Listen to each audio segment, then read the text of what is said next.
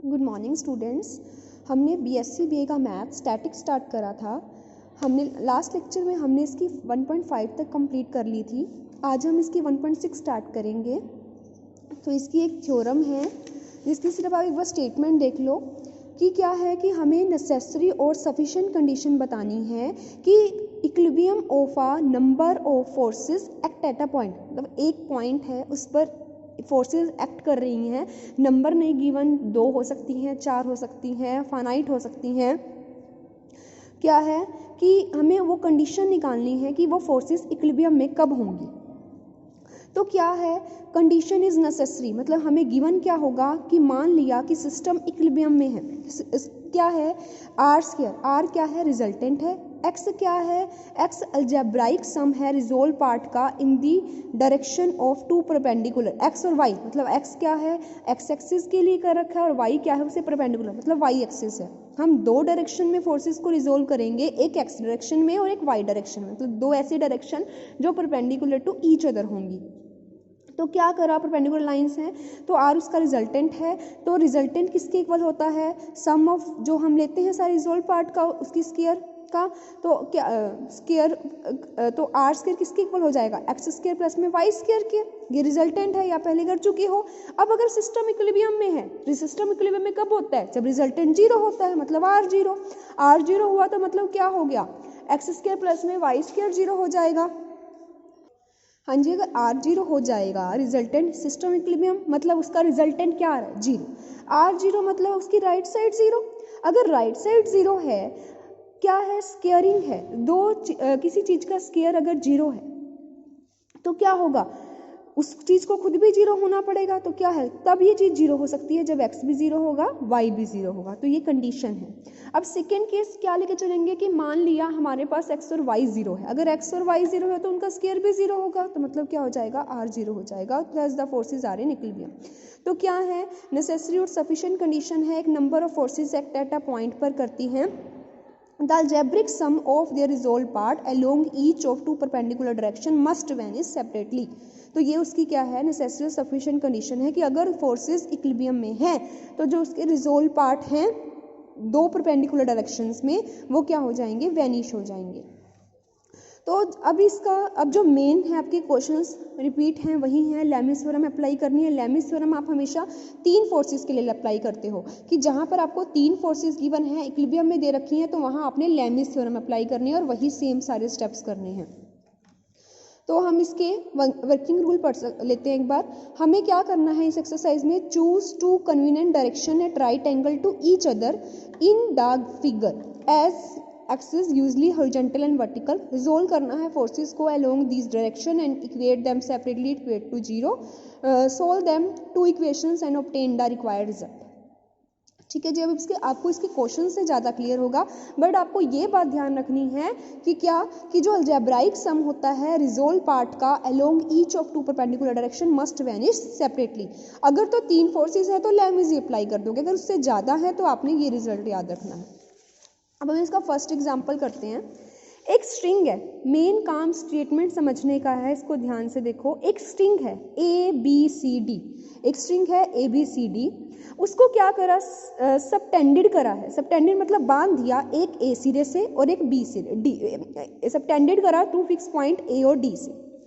It carry wait, ये wait carry करती है 30 kg और W। जहां वेट लटकाएंगे वो चीजें नीचे होगी। वेट कहाँ कहाँ लटकाया, एक B पर लटका लिया और एक C पर लटका लिया। B पर कितना लगाया 30 kg, C पर कितना लगाया W kg। ठीक है जी। अब वो कहता है कि the inclination to the vertical का इंक्लिनेशन AB का कितना है 30, मतलब देखो AB का वर्टिकल के साथ इंक्लिनेशन कितना है 30। डेट ऑफ CD का कितना है, CD का 60, चाहे आप ये ले लो, देखो इस लाइन को बढ़ा दो, ये भी वर्टिकल अपोजिट हो जाएंगे, चाहे ये ले लो चाहे ये ले लो, दोनों कितने हैं 60। एंगल ऑफ BCD कितना है 120, ये वाला एंगल। अब देखो वेट गिराया, इक्वल पार्ट्स में डिवाइड करेगा तो ये कितना हो जाएगा 60 हो जाएगा। अब देखो लीनियर पेयर है, ये लाइन इसको ट्रांसवर्सल कट कर रहा है, ये 60 ये 120, ये 60 ये 120, ये क्या है ट्रांसवर्सल है, 2 पैरेलल लाइन है, ये क्या हो गया अल्टरनेट इंटीरियर, ये भी 60 ये भी 60। ठीक है जी। अब ये 30 डिग्री है, ये वही सेम। अब ये क्या है आपके पास, ये 60 है, ये लीनियर पेयर, ये 120 आ गया। ठीक है जी। सेम इसी तरह से ये एंगल सबसे इंपॉर्टेंट चीज़ है, हमारे पास सिर्फ 3 एंगल गिवन है। दोबारा बताती हूँ, एक 30 डिग्री, एक है 60 डिग्री और ये 120 डिग्री। दोबारा देखो, ये वर्टिकल है, स्ट्रेट लाइन है, लीनियर पेयर बना, ये 60, ये बचा हुआ 120, ये 60, ये बचा हुआ 120। इसको ऐसे ही बोल सकते हो, ये वर्टिकल अपोजिट, ये 120, ये 120, ये 60, सॉरी अल्टरनेट इंटीरियर है, ये 120, ये भी 120, ये 60, ये 60। अब देखो ये भी क्या है, स्ट्रेट लाइन है, ट्रांसवर्सल कट कर रहा है उसको, लीनियर पेयर है, ये 30, ये बचा हुआ 150 एंगल हो गया। ठीक है जी। अब ये स्ट्रिंग है, स्ट्रिंग में टेंशन लगनी है कितनी, अब देखो यहाँ पर क्या है, अब कितने एक स्ट्रिंग है ABCD, उसको हमने क्या करा, सबटेंड कर दिया T1 tension in the portion. अब अलग अलग वेट गिराया गया है, अब कहीं पर दबाव ज़्यादा पड़ेगा, कहीं पर कम पड़ेगा, तो उसने ये तो नहीं कहा ना कि सारी जगह वेट सेम है, तो क्या है, इसके लिए यहाँ वेट गिराया, इससे अपोजिट टेंशन T1 इसकी, यहाँ वेट गिराया, इसकी अपोजिट टेंशन T2 इसकी। अब देखो ये वाली इसको इधर की तरफ खींचेगी, यहाँ भी खिंचाव पड़ेगा, इसकी वजह से यहाँ भी, तो यहाँ पर इक्वल अपोजिट T2 लगेगा। सेम यहाँ पर क्या होगा, यहाँ कोई वेट नहीं गिराया गया, सिर्फ इसकी वजह से अब टेंशन लगेगी, इसकी वजह से टेंशन क्या होगी, T3। ये बात ध्यान से समझना। अब यहाँ देखो, अब यहाँ से दोनों तरफ से स्ट्रेस पड़ रहा है, यहाँ से भी पड़ रहा है, यहाँ से भी पड़ रहा है, और इसका यहाँ से भी पड़ रहा है, सॉरी यहाँ से भी पड़ रहा है, यहाँ से भी पड़ रहा है, वेट गिराया गया, इसकी वजह से इसकी टेंशन अपोजिट T2 और इसकी टेंशन T1, इसकी वजह से टेंशन T2 और इसकी वजह से T3। ठीक है जी। 3 जगह आपको दबाव पड़ रहा है, तो 3 टेंशन आ जाएंगी इसमें। टेंशन T1 इन दी स्ट्रिंग B है, टेंशन T2 स्ट्रिंग, कितनी जगह वेट है, 3, तो अब लेमिस थ्योरम अप्लाई कर सकते हो आप। 3 ही आपके पास फोर्सेज हैं, 3 से ज़्यादा होती तो आप वही यूज़ करते जो आपने ये वाली थ्योरम यूज़ करते। यहाँ कितनी है, 3 ही है, तो आप लेमिस थ्योरम अप्लाई कर सकते हो। तो वही T1 कितना होता है, बची हुई 2 फोर्सेस के बीच का एंगल T1 के लिए देखो, ये T1 ले लिया, ये T1 लिया, अब इस फोर्स का 30 और T2 के बीच का 60 एंगल ले लिया। T2 कहाँ है, ये रहा, T2 के लिए क्या है, इसके अपोजिट T2, ये T2 ले लिया आपने, अब ये T2 ले लिया। हम अभी किस पर कर रहे हैं, B पॉइंट पर कर रहे हैं, इसके कोरेस्पॉन्डिंग हमें चेक करना है। ये T2 ले लिया, कौन सा बचा, T1 और 30 कितना है, 150, ये ना 30 ले लिया, ये इसका और इसका कितना बचा, 150। यहाँ से इसको सोल्व करोगे। अब किस पर, B पॉइंट पर चेक करिए। अब किस पर चेक करोगे, C पॉइंट पर। C पॉइंट पर देखो, W के लिए कितना बनेगा, 120, T3 के लिए कितना बनेगा, 120, T2 के लिए कितना बनेगा, 150। यही चीज कर रखी है और यहाँ से आपका आंसर आ जाएगा। हाँ जी, सेकंड एग्जांपल देखते हैं अब इसका। बस मेन काम आपको स्टेटमेंट और डायग्राम आना चाहिए। ये अगर 3 फोर्सेस हैं तो लेमिस थ्योरम अप्लाई कर दोगे, 3 से ज़्यादा हैं तो आप वो रिजल्टेंट वाला इक्विलिब्रियम वाली कंडीशन ये वाली अप्लाई करोगे। अब इसमें देखो, एक स्ट्रिंग है लेंथ L की, उसको क्या करा गया है, फास्टेन करा गया है 2 पॉइंट से। अब इस डायग्राम को ध्यान से समझना, इस स्टेटमेंट को 2 पॉइंट से बांध दिया, सेम लेवल पर पड़ा, डिस्टेंस A है। देखो ये स्ट्रिंग है, ये जैसे हमने स्ट्रिंग रखी, स्ट्रिंग ली, अब इसको दोनों सिरों से बांध दिया। अब क्या है, देखो अगर मैं इस पर वेट गिराऊंगी, अगर मैं इसको वेट डालूंगी इस पर, तो ये हिलेगी। वेट के कारण जहाँ वेट होगा वो उसका सिरा नीचे आएगा। यही सेम काम इसमें कर रखा है कि एक स्ट्रिंग है लेंथ L की, उसको क्या करा है, फास्टन करा है 2 पॉइंट से A एंड B से सेम लेवल से, और उसमें क्या है, डिस्टेंस है A apart. Ring of same level है तो टेंशन पूरी स्ट्रिंग में सेम रहेगी। ए रिंग ऑफ वेट, अब W वेट की हमने एक रिंग लटका दी। जैसे देखो ये क्या है, ये हमने ना धागा लिया, हमने इसमें क्या करा, रिंग लटकाई, जहां से रिंग लटकाएगी वो नीचे सिरा जाएगा, वहां वेट गिरेगा, क्या होगा, पूरी इसकी लेंथ मान लो L है, इस पेन की लेंथ L है, हमने वेट गिराया, अब क्या होगा, पूरी लेंथ अगर इतना ये झुक गया, वेट से झुक गया, जितना झुका अगर x है, बचा वो कितना रहेगा, L-x। यही काम इसका है। वेट लटकाया, ए रिंग जो है W वो स्लाइड कर रही है स्ट्रिंग पर, और एक हॉरिजॉन्टल फोर्स अप्लाई करी है टू इट पर, हॉरिजॉन्टल फोर्स अप्लाई करी है सच दैट कि it is in equilibrium vertically रहे बिलो B। इस तरह से वेट अप्लाई करा है, इस तरह से हमने P weight horizontal force apply करी है कि जो है वो वर्टिकल हो जाए, किसके बाद, ताकि वर्टिकल बना दिया इसने, वर्टिकल वेट अप्लाई करा B के बिलो में। हमने बताना है कि शो करना है कि जो हमने हॉरिजॉन्टल फोर्स अप्लाई करी है वो इसके इक्वल है और जो टेंशन है वो इसके इक्वल है। अब देखो जी, मेन है डायग्राम और स्टेटमेंट। ये देखो पूरी लेंथ थी मान लो a, वेट गिराया, इतना सिरा स्ट्रिंग का x इधर आ गया, बचा हुआ सिरा इधर ही रहा, वो कितना था L-x था। मेन डायग्राम समझ आना चाहिए आपको, फिगर क्लियर होनी चाहिए, बाकी क्वेश्चन में कुछ भी नहीं है। In equilibrium position let the ring of weight W be at C where the horizontal force P is applied to the horizontal, वही है वर्टिकल बिलो, हमें अप्लाई कर दिया। अब देखो मान लिया कि ये चीज, अब आप इस फिगर को यहाँ से भी देख सकते हो, इसको ऐसे भी घुमा के देख सकते हो, ठीक है जी। ये चीज भी है कि अब ये चीज, सॉरी ये जो है ये चीज देखो, ये चीज की ये हॉरिजॉन्टल लाइन है, ये इसके साथ एंगल कितना बना रही है, थीटा डिग्री, थीटा बना रही है, ठीक है जी। अब देखते हो टेंशन किस किस के लॉन्ग लगेगी, एक इसके लॉन्ग, यहाँ वेट गिराया, एक इसके लॉन्ग लगेगी, CB के लॉन्ग और एक CA के लॉन्ग लगेगी। और वेट कहाँ है, W, और हॉरिजॉन्टल कितनी है, फोर्सेस चार फोर्सेस होगी। क्या लेमिस थ्योरम अप्लाई कर सकते हो, नहीं कर सकते। क्यों नहीं कर सकते, क्योंकि 3 से ज्यादा फोर्सेज है, जब 3 फोर्सेज होती हैं तो आप लेमी थ्योरम तभी अप्लाई करोगे। अब यहाँ कितनी है, 4, तो लेमी थ्योरम का ऑप्शन कट गया। अब वैसे ही रिजोल्व करोगे, किसनी, 2 मान लोगे एक्सिस जो परपेंडिकुलर टू ईच अदर है, फिर उसको रिजोल्व करोगे और इक्वल टू क्या लिखोगे, उसका रिजल्टेंट लिखोगे। मतलब अभी देखो इस क्वेश्चन से सब क्लियर हो जाएगा, जो हमने इस थ्योरम को पढ़ा है उससे ये थ्योरम क्लियर हो जाएगी। अब देखो जी, अब सबसे पहले क्या करो, एक एक्सिस की फोर्सेस को इकट्ठा करो, मान लेते हैं हॉरिजॉन्टल लेते हैं, ये हॉरिजॉन्टल ही फोर्स है, ये हॉरिजॉन्टल है, ये T फोर्सेस है, ये भी T हॉरिजॉन्टल के साथ एंगल बना रहा है, ये भी T हॉरिजॉन्टल के साथ एंगल बना रहा है। अब देखो जी, ये फोर्स, ये P फोर्स है, ये हॉरिजॉन्टल के साथ कितना एंगल बना रही है, 0, तो P cos 0। देखो लिखा हुआ है रिजोल्व हॉरिजॉन्टल रिजोल्व करती हूँ मैं इसको, तो पहला एंगल कितना आ गया, P cos 0 आ गया, ठीक है जी। अब देखो ये T फोर्स इस हॉरिजॉन्टल के साथ 90 बना रही है, प्लस में P cos 90, ठीक है जी।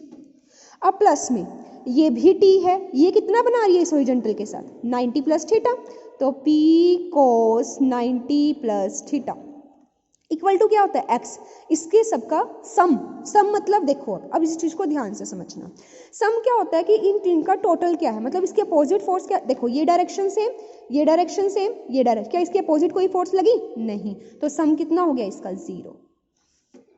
ये बात है। अब इसको देखो वर्टिकल से देखते हैं, उससे आपको और क्लियर होगा।